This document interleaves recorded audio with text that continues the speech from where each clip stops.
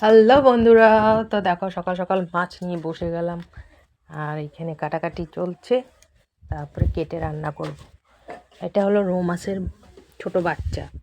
তো রৌ মাছের বাচ্চা দিয়ে কি করব, চচ্চড়ি করব ধন্যা পাতা দিয়ে বাগানের। আর এইখানে দেখো আজকে কোনো সবজি দেব না, আজকে মাছ দিয়ে সবজি দিয়ে নিরামিষ একটা করব। আর এইখানে দেখো মাছ কাটাকাটি হয়ে যাচ্ছে। মাছ কাটতে আমার কোনো অসুবিধা হয় না, কারণ কি যদি ছাই নিয়ে নাও তাহলে মাছ কাটাটা তাড়াতাড়ি হয়ে যায়, কারণ কি পিছলা হয় না। আর এখানে দেখো আমার চুলাতে তো ছাই আছেই, তাই আমি উঠিয়ে একটু মাছটা ভালো মতন কেটে নিচ্ছি। তো এখন দেখো রান্না করব, তো এই মাছগুলি রান্না করব। আর যেহেতু আমার ছেলেমেয়েরা একটু ডাল খেতে ভালোবাসে, তো ডাল তো বানাতেই হবে, যা বাচ্চা পার্টি থাকলে তো ডাল মাস্ট। আর এইখানে আমি চাটা খেয়েই বসে গেছি।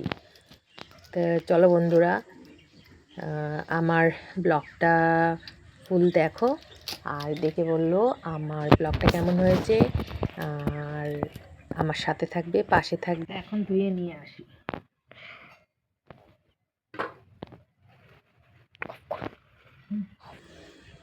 তো যেহেতু আজকে সিলিন্ডার আনতে হবে, তার জন্য চুলাতেই বানিয়ে নিচ্ছি।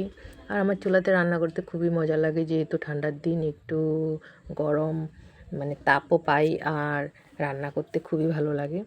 তো এইখানে রান্না টান্না মোটামুটি কমপ্লিট হয়ে যাচ্ছে। আর মাছের ঝোল করছি। ঝোল মানে কি, ওই যে ধন্যা পাতা তো একটু মাখা করছি, কারণ কি আমার ছেলে এটা খেতে খুব ভালোবাসে। তা এখন দেখো একটু ডান্স করছি, তারপরে ডান্স করে রান্না করছি, তাহলে এনার্জিটা পাওয়া যায় বেশি। চলো বন্ধুরা, তোমাদের সাথে মজা করবো না তো কার সাথে করব। তো আমার ব্লগটা ফুল দেখো, আর আমার পাশে থেকো, সাথে থেকো। তো আবার অন্য ব্লগে দেখা হবে। তো চলো টাটা, বাই বাই। আমি বেশি ব্লগটা বড় করছি না, যেহেতু বেশি ব্লগটা বড় করলে ভালো লাগবে না, তাই আমি বেশি বক কম করে আমি আমার সবজিটা কেটে নিই। কেটে তো আবার অন্য দিন আসবো। তো এইখানে দেখো কি কাটাকাটি চলছে। এইখানে এটা হলো সিম, আর এই সিমটা খেতে অনেক ভালো লাগে। তা আমার মেয়ে বলছে আমার মেয়ের সাথে একটু গল্প করতে হয়, তো মেয়েটা মানে একটু গল্পটা খুবই ভালোবাসে। আর অন্য কারোর সাথে গল্প করতে ভালোবাসে না, শুধু ওই আমার সাথে বসে বসে বকবক করে। কারণ কি ঘরে তো কেউ থাকে না, তো কার সাথে আর বকবক করবে, তো ওই আমার সাথেই বকবক করতে থাকে।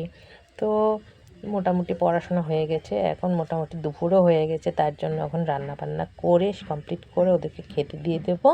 আর ছেলে গিয়েছে স্কুলে, ছেলে আসার পর আমি কিন্তু সবাইকে একসাথেই খেতে দিই।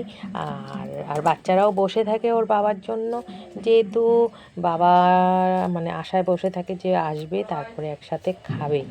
তো এইখানে দেখো আমি কিন্তু এই লোহার কড়াইটাতে রাঁধতে আমার খুব ভালো লাগে। তো এইখানে আমি রান্না বান্না করে একটু ডান্স করছি, বাল্লে বাল্লে ডান্স করছি। তো আমার মেয়ে কতক্ষণ পরপর বলে, মা একটু ডান্স করে নাও তাহলে এনার্জি পাবে। তাহলে না, ডান্স করলে হবে না, এখন রান্না করতে হবে। এই যে মাছের ইয়েটা এখন কারিটা হয়ে যাচ্ছে একদম ড্রাই। তো চলো বন্ধুরা, আবার অন্য ব্লগে দেখা হবে।